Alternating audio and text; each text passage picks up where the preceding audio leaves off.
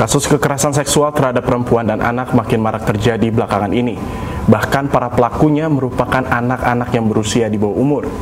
Konten pornografi dinilai menjadi salah satu pemicu maraknya kasus kekerasan seksual.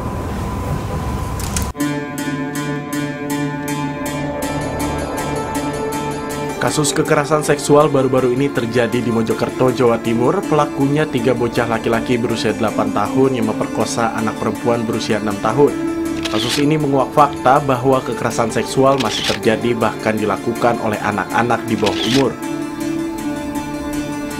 Menanggapi fenomena tersebut, Ketua Dewan Pakar Federasi Serikat Guru Indonesia Retno Listiarti menilai keterbukaan informasi yang tak berimbang dengan edukasi seks menjadi salah satu faktor meningkatnya kasus kekerasan seksual. Seharusnya pendidikan seks diberikan sedari dini agar justru buah hati kita itu terhindar dari bentuk-bentuk kejahatan seksual. Nah, salah satunya adalah misalnya ngajarkan kepada anak, memang harus berdasarkan tahap usia ya. Misalnya ngajarin ke anak kita deh, ada bagian di tubuhnya yang nggak boleh disentuh siapapun kecuali dirinya sendiri.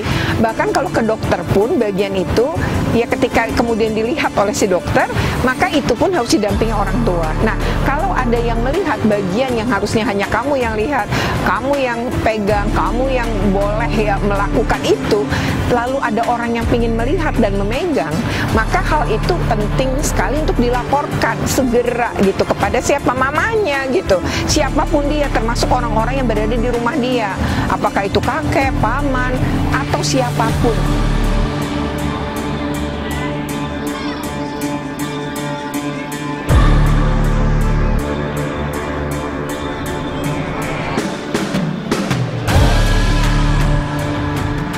Di samping itu, Retno juga meminta institusi pendidikan dan keluarga untuk mengajarkan keterbukaan dan rasa saling percaya pada anak.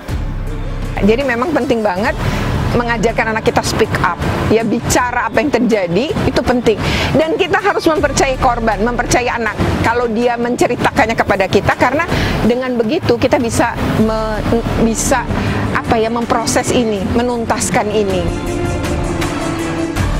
Di tengah maraknya kasus kekerasan seksual pada anak, Undang-Undang Tindak Pidana Kekerasan Seksual (TPKS) diharapkan menjadi angin segar dalam penanganan kasus kekerasan seksual di tanah air. Selain untuk menindaklanjuti laporan kasus kekerasan seksual, Undang-Undang TPKS juga mengatur soal pemulihan jiwa korban.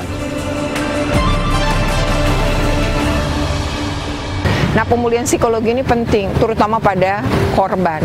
Ya, karena kekerasan seksual itu kalau nggak dipulihkan secara psikis, itu bisa berdampak seumur hidup ya. Jadi jangkanya panjang betul untuk kekerasan seksual itu.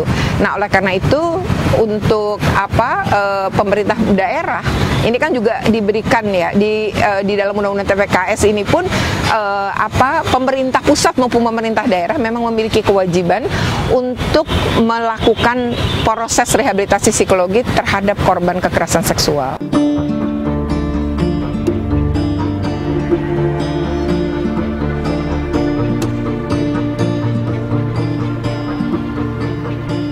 Sejalan dengan hal tersebut, Kementerian Pemberdayaan Perempuan dan Perlindungan Anak mendorong adanya kerja bersama antar lembaga dan masyarakat dalam mencegah kekerasan seksual. Saluran-saluran pengaduan juga banyak dikembangkan gitu ya, dan tentu ini tingkat kesadaran masyarakat, bukan hanya korban tapi keluarga korban dan masyarakat yang justru ketika melihat kasus-kasus seperti ini, pilihan utamanya adalah segera melaporkan, karena dengan melaporkan maka akses untuk mendapatkan keadilan, akses untuk mendapatkan pendampingan dalam proses pemulihan korban itu bisa dilakukan oleh korban dan keluarga korban.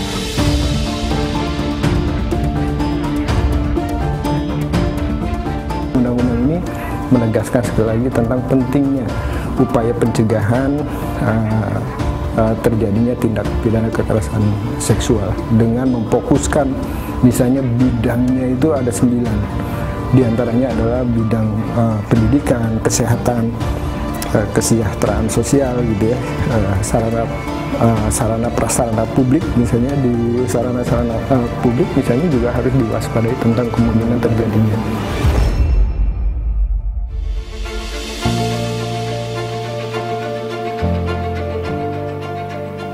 Data Kementerian PPPA menunjukkan adanya kenaikan kasus kekerasan seksual dalam kurun tahun 2019 hingga 2021.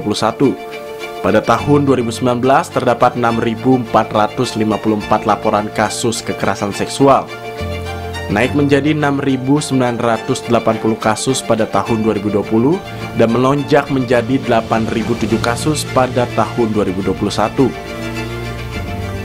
Korban atau saksi kekerasan seksual diminta untuk segera melapor ke lembaga-lembaga seperti Unit Pelaksana Teknis Daerah Perlindungan Perempuan dan Anak dan pihak kepolisian. Dari Jakarta, Erlangga Bregas, Arya Sindiara, Kantor Berita Antara, mewartakan.